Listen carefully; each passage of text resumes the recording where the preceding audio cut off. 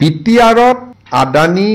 মাটি দিয়া নিদিয়া তাৰ লগত বিশেষ এটা প্ৰক্ৰিয়া লুকাই আছে অসমত আমি 3000 মেগাৱাট থাৰ্মেল পাৱাৰ উৎপাদনৰ বাবে এটা উদ্যোগ স্থাপন কৰিম আৰু এই উদ্যোগটোৰ বাবে নিবিদা হ'ব নিবিদাত আৰু কেইবাটাও গ্ৰুপে প্ৰতিদ্বন্দিতা কৰিব আৰু ইয়াত ব্যয় হ'ব 40,000 কোটি টকা 40,000 crores আমি ভাবিছিলো যে জাগিৰোডৰ দৰে সমান ইনভেষ্টমেন্ট এটা যদি কোকৰাঝাৰত হয় তাৰ ৰাইজে আমাক আদৰণি জনাব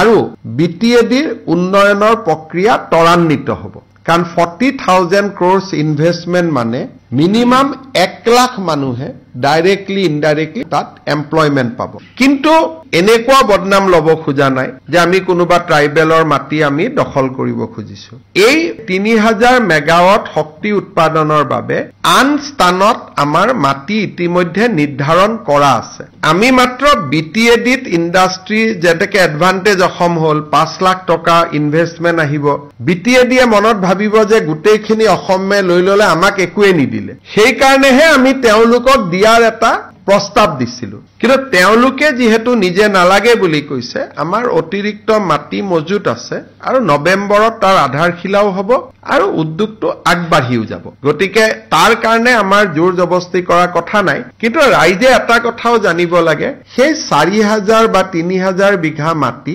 মাত্ৰ 80টা পৰিয়ালে ৰাখি থৈ দিছে গতিকে 80টা পৰিয়ালে 4000 বিঘা মাটি ভোগ দখলত থাকিব লাগে নেকি গতিকে মই আহ্বান জনাম যে তাত আদানী নহয় অন্তত মেডিকেল কলেজ হক ইঞ্জিনিয়াৰিং কলেজ হক কিবা ভাল কামত সেই মাটিখিনি ব্যৱহাৰ হক কিন্তু আমাৰ পাৱাৰ প্ৰজেক্টৰ কাৰণে আমাৰ এনেকুৱা কোনো বাধ্যবাধকতা নাই যে আমি তাতেই যাব লাগিব অতিৰিক্ত 2 মাটি ধুবুৰী আৰু গোৱালপাৰা জিলাত আমি ৰেডি কৰি থৈছো গতিকে তাৰ পৰা যদি বিটিআৰে ভাবে যে আমাৰ ইয়াত নালাগে আমি ডেফিনেটলি ধুবুৰী বা গোৱালপাৰাত এই প্ৰজেক্টটো কৰিম কাৰণ উইদাউট শক্তি 2029 চনৰ পিছত অসমৰ এটা ঘৰতো লাইট নজ্বলিব যদি আমি পাৱাৰ প্লান্ট নকৰো আনকি বিটিআৰৰ এটা ঘৰত লাইট নজ্বলিব যদি আমাৰ পাৱাৰ প্লান্ট নহয় কিন্তু এইখন চৰকাৰৰ নীতি যে আমি কতোৱে জনজাতীয় লোকৰ লগত সংঘাত নকৰো তেওঁলোকে ভাল পাব বুলিহে আমি প্ৰজেক্টটো তাত লৈ গৈছিলো নহলে কব আপোনালোকে জাগিৰোডত কৰে গুৱাহাটীত কৰে বিটিআৰত একো নকৰে